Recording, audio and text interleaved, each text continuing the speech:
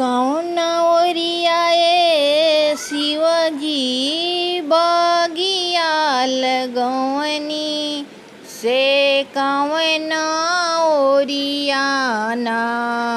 शिवजी काटिले खिड़किया से कौन ओरियाना पूर्व ओरियाए गौरा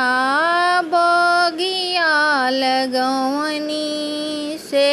पश्चिम ओरियाना गौरा काटिले खिड़किया से पश्चिम ओरियाना बड़का बड़का फूलवा गौरा नहीं अरे पेठवली से छोटे का फूलवा ना अपना भोले बाबा के चढ़वली से छोटे का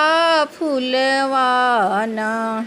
फूलवा के रूसल शिवजी गईनी फूलवरिया से मालिनी के संगवाना शिवजी डासिले से जियावा मालिनी के संगवाना बाट रे बटोहिया की तू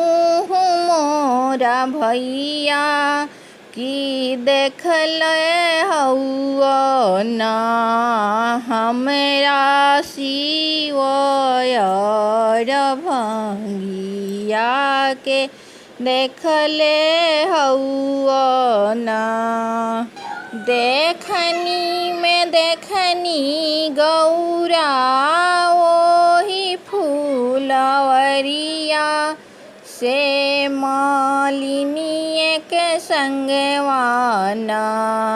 शिवजी डासिले से जियावा मालिनी के संगवाना तोहरा के देबो मालिन डाला भरी सोनमा से औरो देबो ना अपना गलवा के हारवा से औरो देबो ना आगी त लगैबो गौरा न धान सोनेवा से बजरे परो ना तोहरा गलवा के हारवा से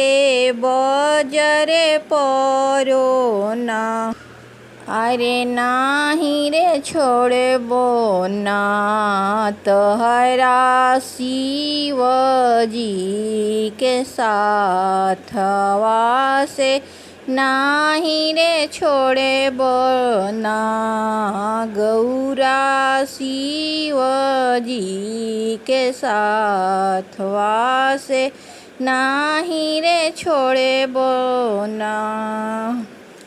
प्लीज़ हमारे चैनल को सब्सक्राइब ज़रूर कीजिएगा, लाइक